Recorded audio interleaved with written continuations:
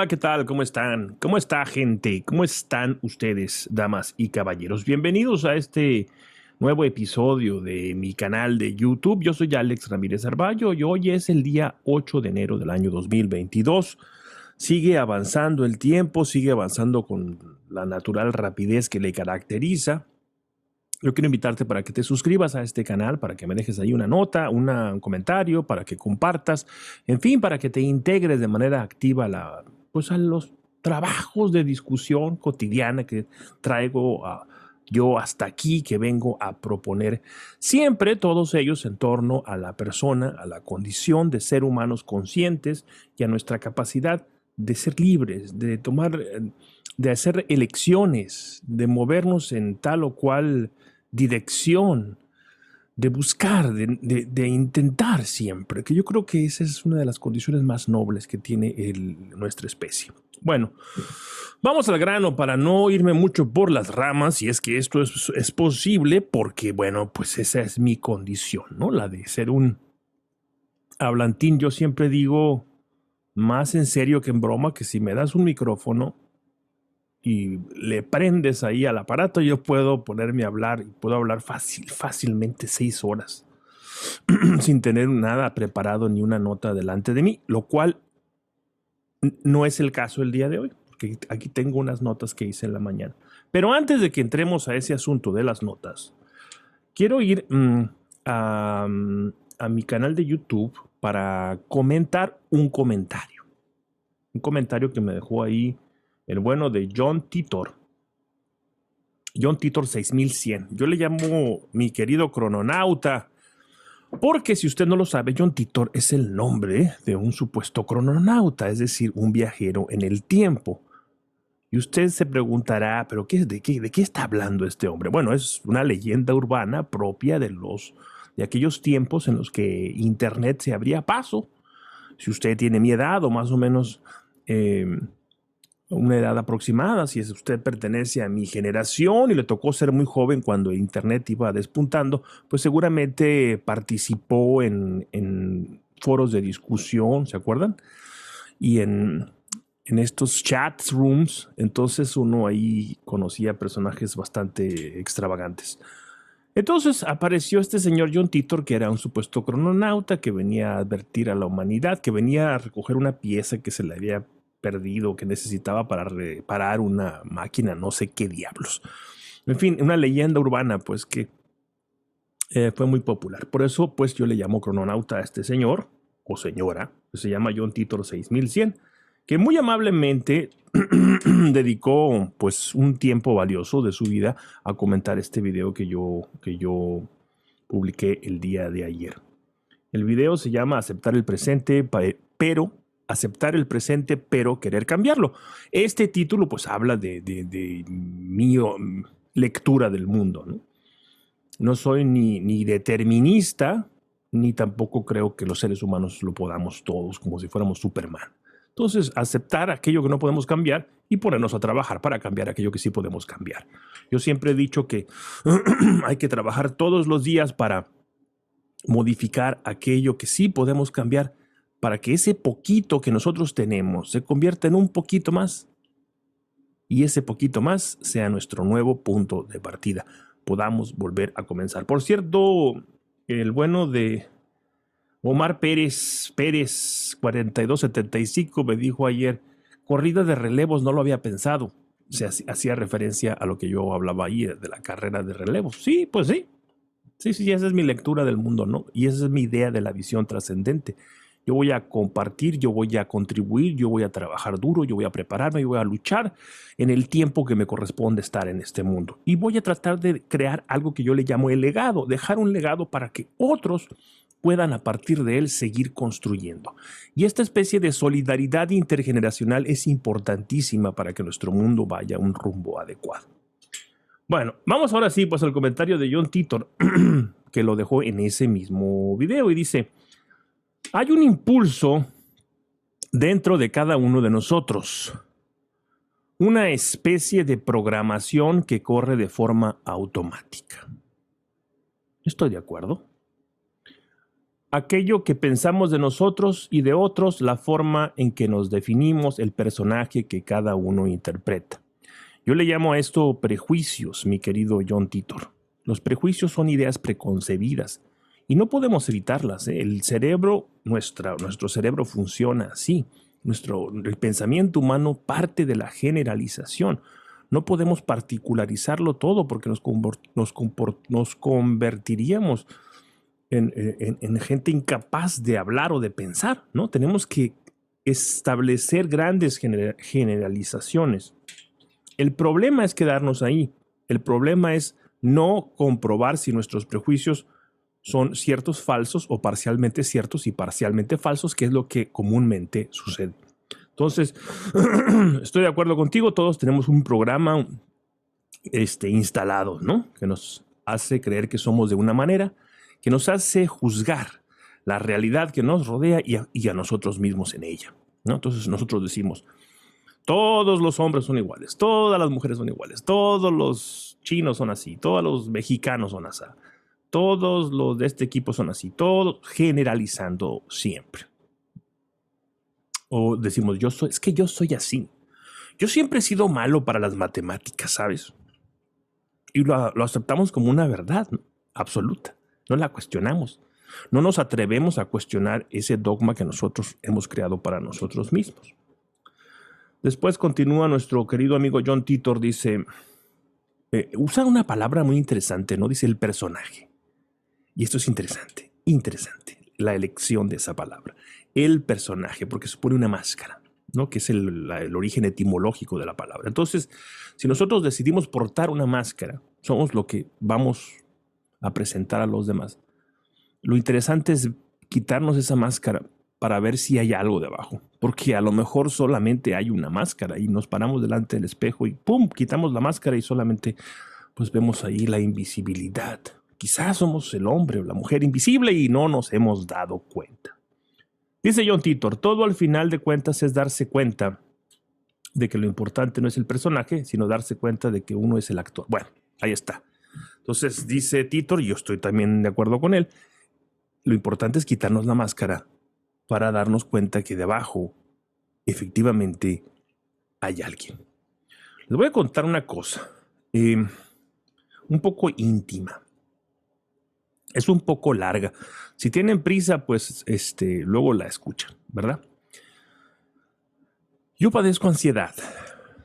La he padecido desde pequeño, pero cuando era niño y jovencito no se manifestaba de una manera, pues, tan fuerte y no me impedía vivir con naturalidad.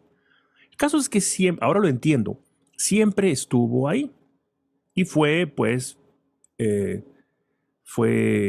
¿cómo se dice? Acumulándose, fue creciendo, fue ahí madurando como si fuera un monstruo, ¿no? Hasta que un día en el año 2015, en el mes de julio de ese infausto año, hace 7 años, ¿no? Ya va, este 2023 van a ser 8 años, increíble. Pues resulta que tuve una crisis absoluta, un colapso. Mi vida se dividió entre lo que sucedió antes del 2015 y lo que ha sucedido después. Una de las razones por las que tú me estás escuchando ahora es precisamente por esa crisis de ansiedad que yo tuve. El caso es que esta crisis en su punto más intenso duró más o menos unos 3-4 meses, que me hicieron entender que el infierno no es un mito, que el infierno es real. Si tú has padecido ansiedad, sabes de lo que estoy hablando, porque es imposible explicar lo que la ansiedad generalizada es. Solo quienes hemos bajado a ese infierno sabemos lo que hay ahí debajo. Y una de las cosas que había ahí debajo era un monstruo que me comió de una sola mordida. Y ese monstruo se llama desrealización. La desrealización es un trastorno que te impide sensorialmente percibir la realidad como lo has hecho toda la vida. La realidad es otra cosa. Es vista como a través de un plástico, como a través de una pecera, dicen algunos, ¿no? A través de un cristal. Sí, claro, yo veo las cosas, veo la cámara, veo este micrófono, lo vería todo igual. Eso ya quedó atrás, ¿no? Pero en ese momento lo veía todo igual, pero era como iba y tocaba las paredes porque quería corroborar que todo estuviera en su sitio. Yo quería despertar, salir de esa ensoñación y no podía. Terrible. La verdad es que fue, muchachos, terrible.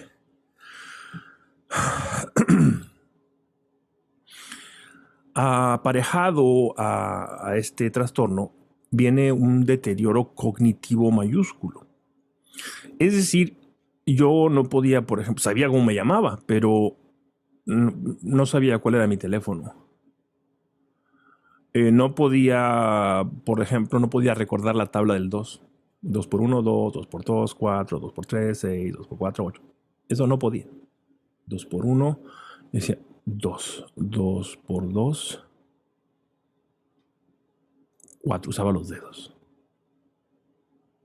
Y un zumbido en la cabeza perpetuo, ¿no?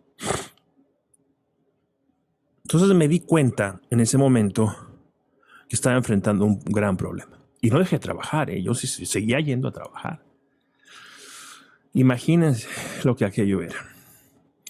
Y hubo un momento en que me dio tanto miedo, dije, capaz que un día no puedo regresar a mi casa. Y tomé una decisión y en un trozo de papel puse mi información. Porque ya se me hacía a mí que me encontraban caminando por la carretera como los locos ahí encuerados, ¿no? Y me la metí en la cartera. Y lo recuerdo y me emociono mucho, ¿saben? Porque siento una profunda, no lástima, ¿no? Sino ternura o empatía conmigo mismo, con el ser sufriente que era en ese momento. Pues bueno, en medio de ese estado atroz en el que me encontraba, donde no podía ni siquiera recordar la tabla de multiplicar, la tabla de la más fácil de todas, la del 2. No recordaba cuál era mi dirección, no recordaba cuál era mi correo electrónico. Sí, de verdad. Y una frustración. Entonces dije, o sea que la gente que sufre amnesia experimenta esto. O la gente que sufre un accidente vascular cerebral, una embolia, como se llamaba antes, creo, ¿no?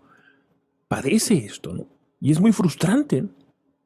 Entonces en medio de esta desesperación, tuve una revelación.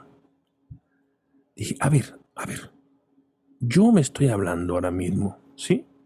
Yo estoy siendo consciente de que no puedo recordar la tabla del 2. Entonces, quiere decir que yo estoy un paso atrás. Que eso que yo llamo el yo está un paso atrás de lo meramente intelectivo, de lo meramente operativo del cerebro, ¿no?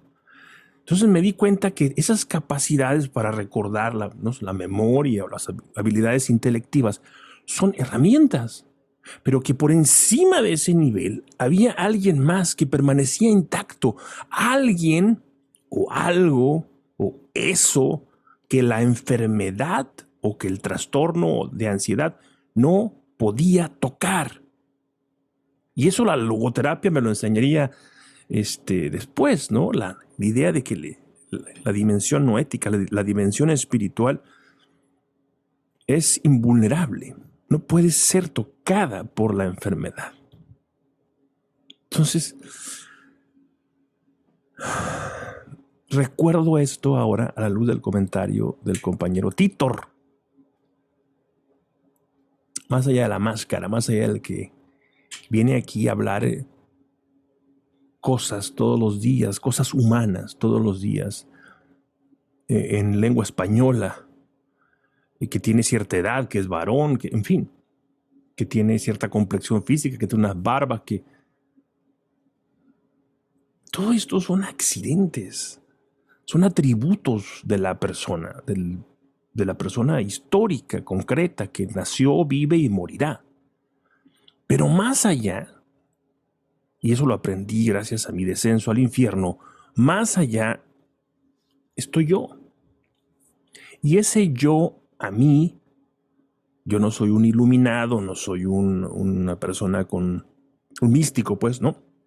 Más allá, no puedo definirlo. Quizás las definiciones sobren, sean insuficientes o inútiles, pero por lo menos tengo esa intuición. Es como estar en un mundo de sombras rodeado por la oscuridad y de pronto en la oscuridad ver una especie de grieta a través de la cual se filtra un poco de luz. Entonces yo veo a través de esa grieta y veo una luz que está del otro lado, pero no puedo llegar hasta allá.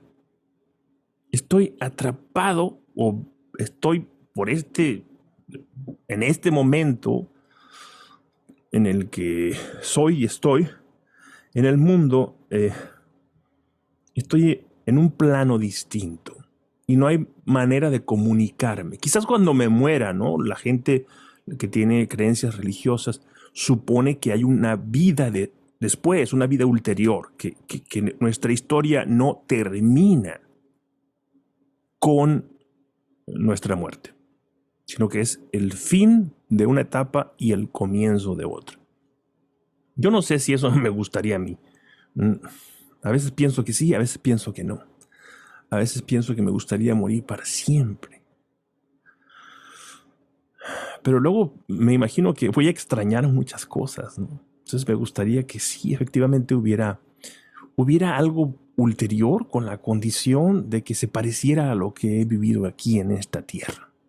Porque a pesar de los sufrimientos y de los dolores, este es un mundo maravilloso. Bueno, sigo con Titor. Perdonen ustedes la larguísima interrupción. Las personas no se dan cuenta que interpretan un personaje, dice Titor. ¿Qué es este personaje? El ser cultural, racial, social, familiar, religioso, étnico que ha adoptado sin darse cuenta. Pues somos coincidentes, ¿no? La sensación de insatisfacción es una reacción del inconsciente que sabe que no es ese personaje social. Esa eterna búsqueda de algo en el exterior y en generar logros es lo mismo. Bueno, primero dice la gente, dice Titor, supone que los demás no se dan cuenta de esto. Y yo creo que eso es un poco, todo respeto, Titor, es un poco exagerado. Si te das cuenta tú, otros se pueden dar cuenta también, ¿no? Digamos que a grandes rasgos, o la gran mayoría, o muchas personas, que lo cual nos incluye a nosotros.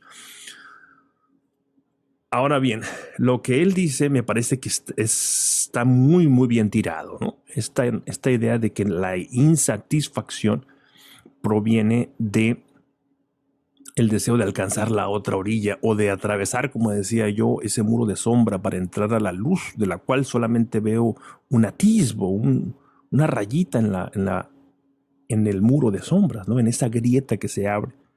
Yo quiero estar del otro lado, pero no puedo atravesar. Tengo intuiciones, pero solamente eso. Entonces, esa sensación de vacío y de orfandad en muchas ocasiones impulsa a las personas a tratar de buscar un sustituto, ¿no? Por ejemplo, yo he sido adicto sobre todo a la comida. Gracias a Dios, yo creo que yo no he sido adicto a otras cosas, a otras sustancias.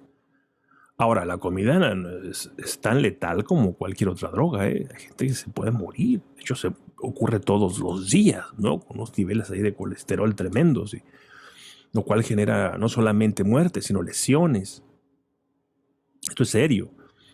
Pero descubrí en algún momento que el impulso a comer de más, al comer compulsivamente, tiene que ver con esa necesidad de llenar un vacío.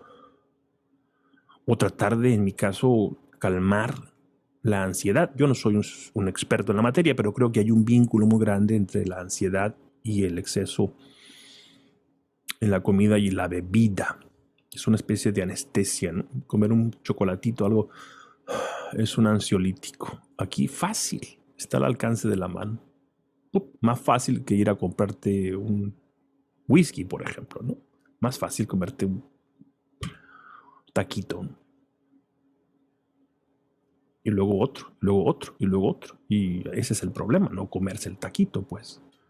Entonces, ese vacío del que habla Tito me parece que es la fuente de mucha insatisfacción, de muchos problemas. Una terapeuta, no mía, sino que yo sigo en YouTube. De hecho, fue la primera persona que me explicó a través de un video el proceso de la ansiedad, porque eso es algo que yo tuve que descubrir. Yo no lo sabía. Yo pensaba que estaba enfermo porque te duele el cuerpo, me dolía el hombro, las espaldas, tenía un insomnio tremendo, cansancio, fatiga, el zumbido, la desrealización, no podía respirar, la garganta la tenía cerrada. Yo dije, me estoy muriendo. Corrí al médico, como es natural. Pero los médicos, por lo menos los médicos con los que yo me topé, no me preguntaron absolutamente nada, a pesar de que yo les insistía que yo acababa de pasar por una situación problemática que había detonado una situación de ansiedad. No me pelaron, me mandaron a hacer todos los análisis habidos y por haber. Me hicieron una colonoscopía, me hicieron una esta por aquí por la garganta, una endoscopía, una, qué sé yo, me tomaron radiografías, me metieron al tubo para verme de pe a pa, de la mollera al dedo gordo del pie. Para después despedirme del hospital con una palmada en la espalda diciéndome, usted está sano, usted no tiene nada, usted no se va a morir pronto, al menos, de alguna enfermedad, según lo que nosotros vemos aquí. Y me dan una tarjeta, uno de ellos, una persona que había analizado el cerebro, mi cerebro, pensando que había algo mal ahí. Y me dice, tal vez tenga usted que hablarle a esta persona. Y era un psicólogo. Después de haber gastado un dineral y haber pasado meses enteros de sufrimiento. Bueno, esta psicoterapeuta explicó el proceso y me abrió los ojos a lo que yo estaba viviendo. Y ella dijo una frase que nunca se me olvidó y decía que tal vez, decía ella como a manera de hipótesis, tal vez la ansiedad no sea otra cosa que una ruptura entre la realidad y mi plan o mi mapa de la realidad. Esa fue la palabra que utilizó, mapa. Entre la realidad y mi mapa de la realidad. Cuando hay una distancia insalvable, entonces ¡pum! Es cuando se botan los fusibles ahí. Hay una incapacidad de realizarme. Yo tengo una vocación de lanzarme a la vida para cumplirme y resulta que la realidad no me está sirviendo para que mis planes se cumplan. Ahora, ¿qué diría uno? Pues qué simple, qué fácil. Pues simplemente pues, muévete de donde estás, busca otra realidad para que puedas seguir tu camino. Como dice esta gente que vende humo, ¿no? Tú todo lo puedes lograr, como si fuera tan fácil. Digámosle esto a una persona, no sé, por ejemplo, a una persona que sufre de abuso doméstico y que depende económicamente de ese abusador o abusadora. Digámosle que pues agarre sus chivas, como decimos en mi país, y se vaya a la calle. Es fácil de decir, pero no es fácil de hacer. O digámosle a aquella persona que detesta su trabajo que lo abandone. Hombre, esto le va a representar un problema mayúsculo. No es tan fácil, ¿no? No es tan fácil como ir a un restaurante y decir, bueno, no te gusta el pescado, pues pide carne. Eres vegetariano, pues pídete una opción vegetariana y ya. Deja de joder.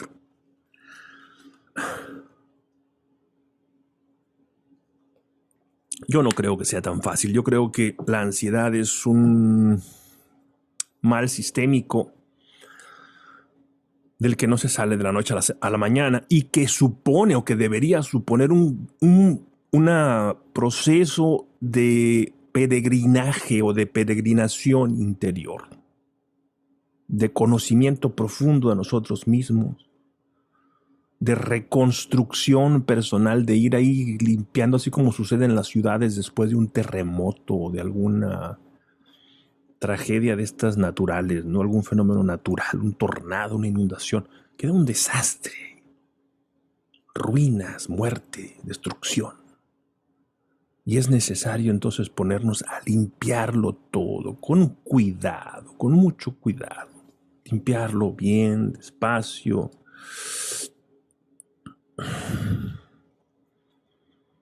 Para empezar de nuevo. Porque siempre se puede empezar de nuevo. Eso sí. Pero no digamos que en 48 horas usted habrá muerto y habrá resucitado y será el que tiene que ser. Ahora sí, y de aquí en adelante su vida será una orgía de felicidad sin final. No, no es así. La felicidad no es un continuo, no digamos tonterías. Es un proceso de conocimiento, de trabajo constante en nosotros mismos, que es lo que yo propongo. Sí, de transformación, de elección, de construcción de escenarios. Por eso la creatividad es tan importante. De asociación, de diálogo. Sí, sí, sí, todo eso es. Pero todo eso toma mucho tiempo. Un tiempo directamente proporcional al desastre que nos deja una crisis de esa envergadura.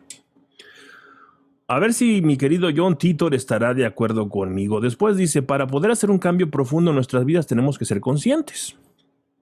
Tomar conciencia, de acuerdo contigo. De la misma manera que hay basura en las calles, en vez de estar en el bote de la basura, tenemos que poder observar esa basura. Correcto, correcto. Ello implica estar consciente de aquello, pero no quiere decir aceptarlo, o tal vez sí aceptarlo, pero no de una forma determinística y absoluta de que no es posible hacer nada, sino de que es una realidad, pero que dicha realidad puede ser cambiada. Totalmente de acuerdo. Estamos de acuerdo, mi querido John Titor. Pero para que esa realidad pueda ser cambiada, la basura del entorno, que es el ejemplo que él utiliza, eso tiene primero que poder ser observado. Para que eso sea observado hay que ser consciente. Perfecto, estoy de acuerdo contigo. Hay un concepto en el mundo del management que se llama ceguera de taller. No olviden que yo vengo vengo de las humanidades y vengo del mundo del business, del management, de la administración, sí. Hay un concepto que se conoce como ceguera de taller, que consiste en que uno deja de observar aquello que ve todos los días. Y eso es un problema. Por ejemplo, desde el punto de vista de la seguridad.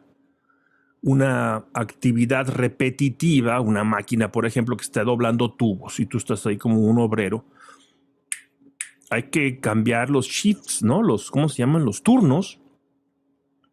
Frecuentemente hay que intercalar breaks para romper esa inercia y que la persona no vaya a cometer la torpeza de que de pronto se mutile un brazo porque dejó de ver en los riesgos. Eso pasa mucho, por ejemplo, cuando en tu casa se rompe algo. Se rompe algo. ¡Ay! Se rompió la pata de la mesa. Bueno, déjala ahí, hay que repararla. Y pasa un día, 2 días, 1 semana, 2 semanas, 3 semanas, 1 mes. Y ahí sigue ¿qué dije? Una mesa. La silla. Una silla mejor, es un mejor ejemplo. Ahí dejas la silla y de pronto a la silla le empiezas a poner cosas arriba y de pronto está la silla ahí sin pata y llena de cosas. Y tú lo ves todos los días y es parte de tu landscape, ¿no? De tu... ¿Cómo se dice esto en español? De tu paisaje doméstico, cotidiano. Y dejas de verlo. Y el ejemplo que dice Titor está muy bien dicho, ¿no? El de la basura. Si tú vives en un barrio deprimido, lleno de violencia, de prostitución, de drogas, de muerte, de tiros, de balazos, de suciedad, de mugre, de escoria, como es tu espacio natural cotidiano, pues lo asimilas y ya. Pero ¿qué pasa cuando tú llegas por primera vez a un sitio así? ¿Qué pasa si llegas a la casa de una persona y ves que está la silla llena de ropa y rota? Es lo primero que vas a ver. Si llegas a una ciudad muy sucia, a un pueblo muy sucio, a un barrio muy sucio, lleno de violencia, pues te vas a llevar la mano en la cartera y te vas a poner tenso, nervioso, no vas a percibir los riesgos alrededor. cosa que la gente que vive ahí pues no puede verlo, ¿verdad? Eso pasa también con nosotros. Y Titor tiene razón. La conciencia es tomar esa distancia. Y en ese sentido, fíjate lo que te voy a decir, es bien gordo. En ese sentido, la crisis mayúscula que me pasó a mí, esa crisis atroz, profundamente dolorosa, fue una bendición. Me dio una perspectiva de mí mismo que de otra manera yo no hubiera alcanzado. Hubiera seguido postergando el tener que enfrentarme con esa realidad descompuesta interior. Entonces, si se rompe una cañería y una pestilencia por todas partes y la casa está llena de excremento y por todas partes, hay que sanear. Hay que airear, hay que desinfectar, hay que limpiar, hay que sanar, y eso es un proceso lento. Pero para que yo sepa esto, para que yo entienda esto, tengo que verlo, porque si no sigue siendo invisible. Y lo sigo postergando, sigo justificándome a mí mismo, ¿no? Qué interesante. Ya he hablado mucho y tenía pensado hablar 2 o 3 minutos de este asunto, fíjense nomás. Hasta aquí mi contribución al tema, dice Titor. Pues Titor, verás que estamos más o menos en la onda, ¿no? La conciencia como una disposición de ánima necesaria para enfrentar la enorme tarea de reconstrucción que nosotros, los seres humanos, tenemos delante. Me parece que es una tarea nobilísima. Nobilísima. Titor habla de que dice toda la gente, pero yo digo mucha gente, no se da cuenta, por lo menos no se da cuenta todo el tiempo. La crisis tiene esa condición de ser una sacudida, de ser una señal de alerta, que nos despierte. Despierta, wake up, despierta. Hay una palabra en el Evangelio que es arrepentirse. Y nosotros cuando pensamos en arrepentirnos, pensamos en decir, cometí esta torpeza, cometí esta tontería, este pecado, qué sé yo, perdóname, Dios mío, lo que sea. En realidad, un día hablando con un teólogo, que además era un lingüista, me decía, es interesante porque el origen de la palabra en la que se escribe originalmente este versículo dice, no se refiere a arrepentirse como lo entendemos nosotros, se refiere a corregir el rumbo. Y él me ponía un ejemplo muy claro, muy gráfico. Me decía, ¿te ha pasado a ti alguna vez que entras a un centro comercial, a un mall muy grande y mucha gente hay pues, por todas partes y es la primera vez que tú estás ahí? Entonces hay un montón de carros estacionados, tú estacionas ahí el tuyo y te bajas. Y como estos centros comerciales, termina uno siempre norteado y se pierde y tal. Y sales y resulta que saliste por la puerta equivocada y entonces andas perdido, no encuentras el carro. Hasta que ya volteas ahí a ese edificio y más o menos te ubicas. Y volteas y te vas a la izquierda. Dices, no es para acá, es para acá. Eso es arrepentirse. Por eso en algunas traducciones se habla de enderezar el camino. Enderezar el camino. Y a mí me parece fabuloso porque esto tiene una aplicación que va más allá de la mera ética religiosa, ¿no? De la práctica religiosa, del no violentar ciertos mandamientos, ¿no? Sino en general en la vida humana. Nosotros tenemos que arrepentirnos, es decir, tenemos que enderezar el camino muchísimas veces. Y una crisis ansiosa como la que yo experimenté, pues no es más que la evidencia palmaria, concreta, de que estaba haciendo las cosas mal y que seguramente sigo haciendo algunas cosas mal. Pero necesito finalmente, como decía la psicoterapeuta, acercar mi vida al mapa de mi vida. que estén más cerca. Ahora, aquí se pone muy interesante la cosa.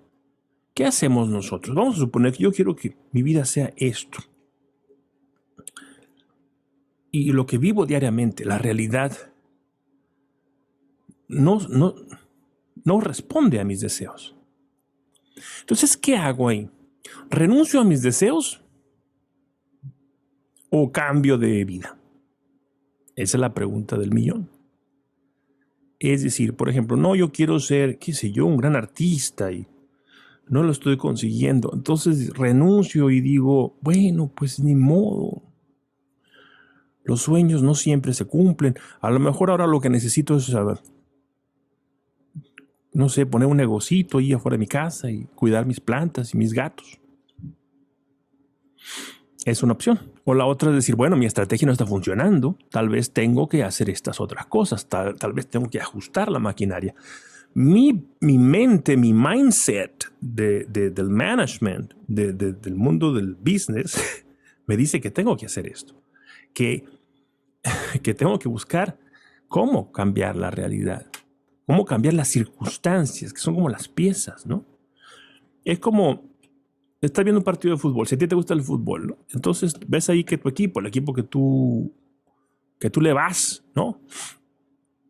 Resulta que pues está jugando fatal y ya te clavaron un gol y entonces tú dices, hay que hacer esto, hay que mover a fulano, meter a sultán.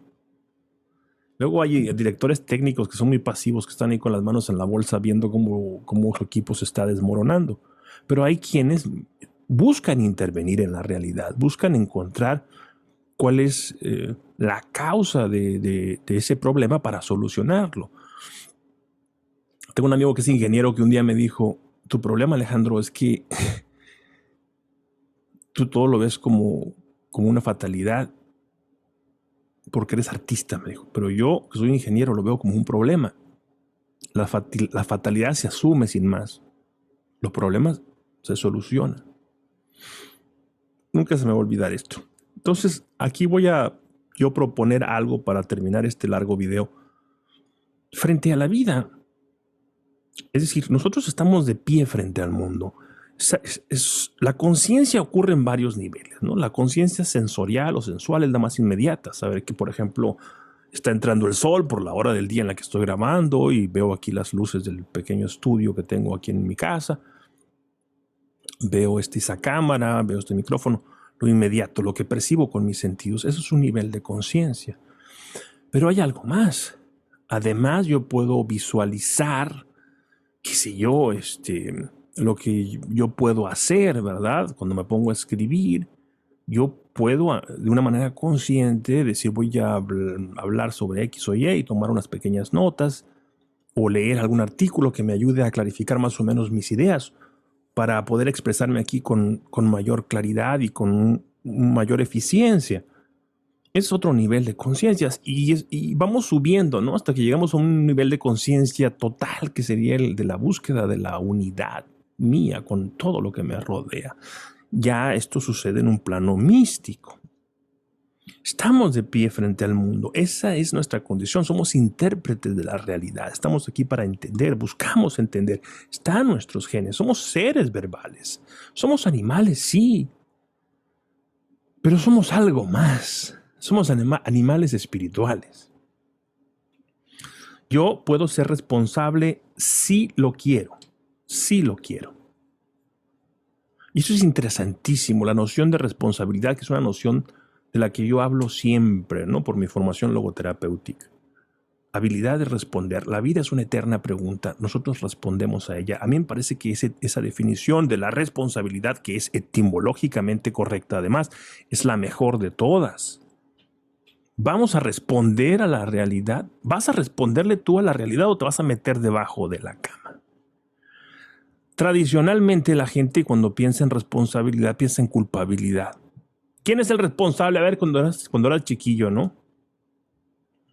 Alguien quebraba ahí jugando fútbol en la sala y alguien quebraba una maceta y un florero. Llegaba la madre o la abuela enojada. ¿Y quién es aquí el responsable? ¿Quién es el culpable? ¿No? ¿Quién es el responsable de este estropicio? Yo creo que La responsabilidad supone siempre elección frente a esa realidad. ¿Qué voy a hacer? ¿Voy a actuar o me voy a quedar callado?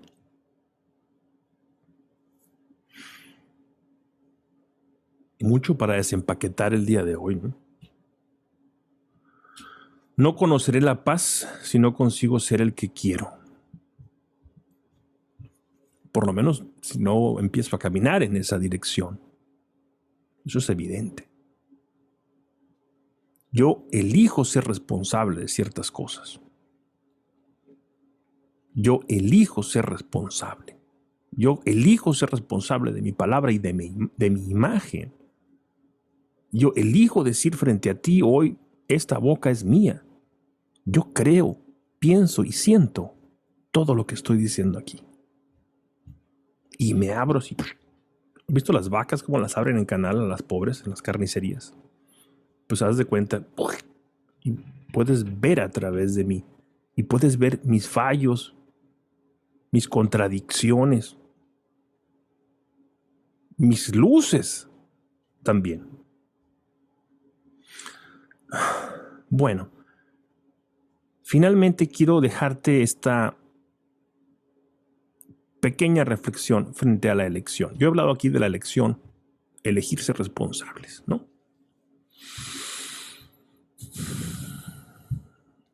Hay otra palabra que se le parece mucho, pero que no significa lo mismo. Y esa palabra es optar. Opción, pero opción es el sustantivo, optar es el verbo. ¿Qué diferencia hay entre optar y elegir? Yo aquí tengo unas notas en mi pequeño cuadernillo. Al optar, nosotros tenemos un universo limitado. ¿Sí? Optar, por ejemplo, es ir a un restaurante, pedir el menú y decir, bueno, pues tráiganme A, B y C. Yo estoy optando a ciertas cosas incluidas de antemano en el menú. Si yo voy a un McDonald's, por ejemplo, llego ahí al drive-thru y le digo, oiga, tráigame por favor unos tacos de carne asada porque traigo un antojo de tacos de carne asada con aguacate y salsita. Pues me van a echar de ahí a escobazos. Pues nosotros no vendemos eso. Yo no puedo acceder a los tacos de carne asada. ¿Por qué? Porque estoy en el lugar equivocado. Optar es siempre optar dentro de un universo limitado. Cuando uno opta, uno es pasivo. ¿Sí? Frente al menú, yo no puedo cambiar. Yo no puedo decirle al gerente del McDonald's, oiga, usted está mal. Aquí pongan unos taquitos de carne asada, hombre. Pues me van a echar ahí de empujones. No funciona así. No opera así. Yo frente al menú tengo que ser pasivo. Yo no tengo ni voz ni voto. La única voz que tengo ahí es para ordenar, a seleccionar, para optar. El optar es siempre determinista, está determinado. Mi opción, muchachos, mi opción está determinada por los items, ¿no? ¿Cómo se dice en español eso? Por los artículos, no, por los platillos, ¿no? Por la comida que se vende. Hay un número limitado. Aquí en este restaurante vendemos 150 platillos. Tantos son, ¿cómo se llama? Entradas, tantos son primer plato, segundo plato, postre y tantas son bebidas. Punto. Tú puedes hacer una combinación finita optando entre ellos. Entonces tú estás determinado por ese universo. Es resignado, por supuesto. Yo no intervengo. Resignado porque si yo le digo a la gerenta o gerente de McDonald's, oiga, pónganse unos taquitos de carne asada, por favor, o unos taquitos al pastor, que me va a echar de ahí. Entonces, si yo quiero consumir en esa empresa, en ese local, en ese restaurante, yo tengo que resignarme a que eso es lo que ofertan y punto. No soy libre. No soy libre. Yo no tengo la libertad de cambiar. ¿Quién puede hacerlo? Bueno, el consejo empresarial, ¿no? de la cadena. Ellos podrán, como lo hacen, ¿verdad? Introducir ofertas, introducir nuevos productos, retirar algunos. Ellos, yo no. Entonces, esos son los límites de la opción. ¿Tú cómo vives este mundo? ¿Optando o eligiendo? Ahora vamos a ver cuáles son las características de la elección. La elección es lo opuesto. La elección no es un universo limitado, sino un universo ilimitado. Ilimitado fue lo que dije. Como una palabra, ¿no? Sin límite. Ilimitado y además cambiante. Cambiante, claro que sí. Claro que sí. Yo puedo crear, puedo intervenir en mi mundo. Mi mundo no es un restaurante McDonald's. En mi mundo yo soy el gerente CEO y soy absolutamente todo. Tengo las riendas en la mano. Y si no actúo es por cobarde o por tonto. Pero yo tengo la posibilidad de elegir. Es decir, yo estoy llamado a la acción. Yo estoy llamado a la acción porque luego hay gente que cree que merece cosas y cree que ahí estando en su cama, echado en pijamas, hasta la 1 de la tarde, viendo en el teléfono videos de mentalidades millonarias, no sé cómo diablos se llama esto, de gente que vende ahí el sueño de la opulencia. Creen que pues van a empezar a caer monedas de oro sobre su cama o billetes de 50 a 100 dólares, no sé. Así de la nada, ¿no? Hombre, no, usted tiene que trabajar. Usted sí es libre, usted puede elegir. Pero si a usted le está quemando el sol, pues usted párese y váyase a la sombra. Puede hacerlo. Si no se para y se va a la sombra, es porque no quiere. Es porque no le da la gana. Ahora, no es lo mismo que yo me pare y me siente en la sombra porque aquí me está fastidiando el sol, que haga lo que tenga que hacer para cambiar mi realidad después de una crisis mayúscula de ansiedad. La, la, las dimensiones de la empresa son muy distintas, ¿verdad?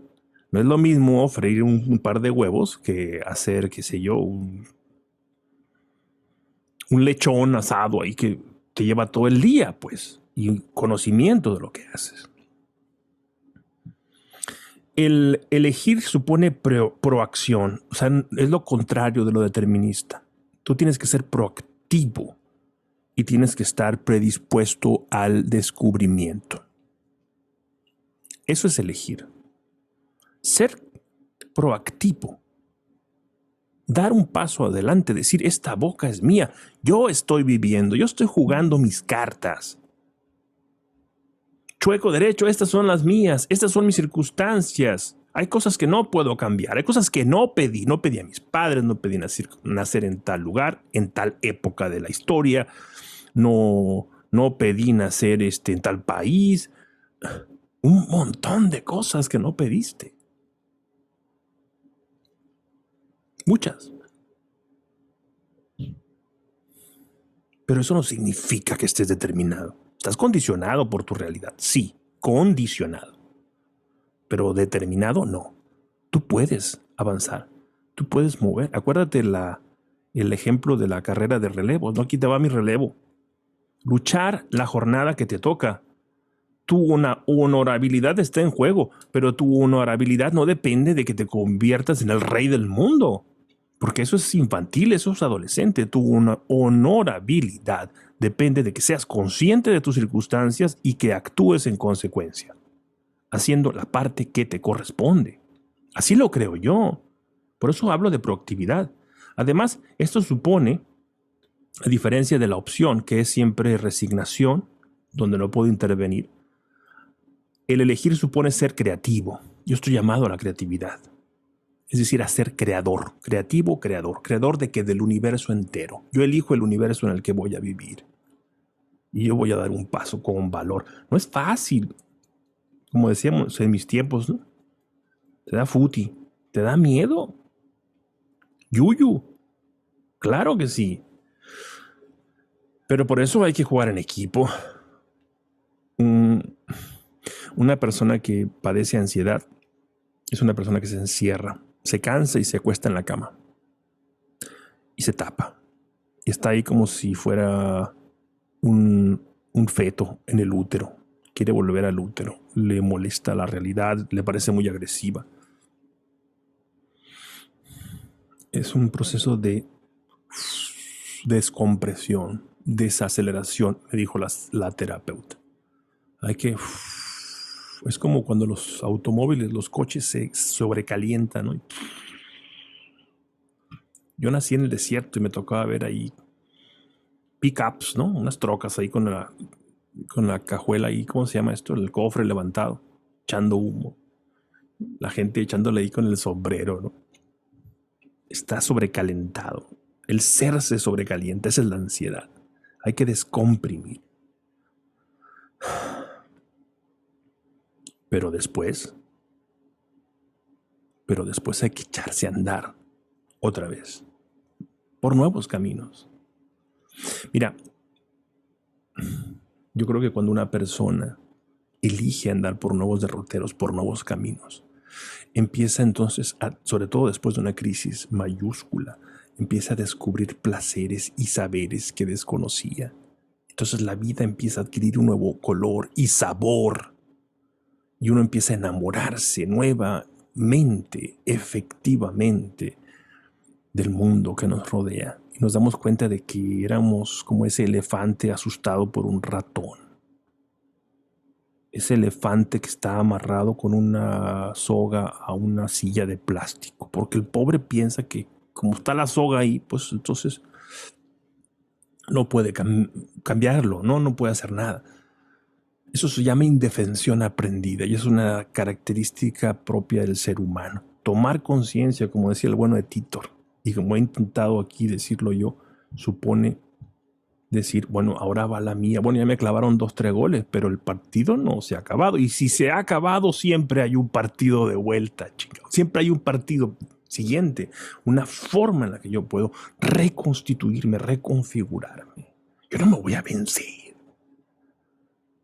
Y no porque sea el más macho de todos, no, sino porque es una cuestión de dignidad, de inteligencia, de alegría, de creatividad.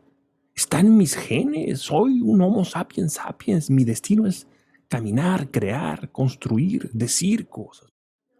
Por eso estoy hablando aquí, ¿no? Entonces, yo creo que es importante que cobremos conciencia de la diferencia entre optar y elegir. Y eso quizá pueda ayudarnos mucho, pueda impulsarnos. Y sobre todo pueda demostrarnos que somos, sobre todo y ante todo, criaturas. Y fíjate lo que te voy a decir. A ver,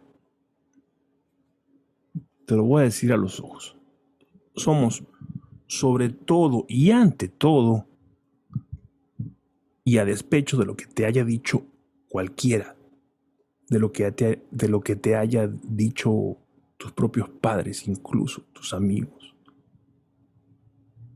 Somos sobre todo y ante todo radicalmente libres. Y eso será siempre una extraordinaria noticia. No me dejarás mentir, ¿verdad? Bueno, chica, chico, hasta aquí el rollo del día de hoy. Suscríbete a este canal. Ándale. Suscríbete, déjame un comentario para leerte así como leí el comentario de Titor, para entrar en diálogo, en ese diálogo delicioso que tanta falta nos hace a los seres humanos. Comparte si te gusta, dime desde dónde me escuchas, dime cómo te llamas, en fin, seamos amigos, que se puede y que se necesita. Hasta la próxima. Chao.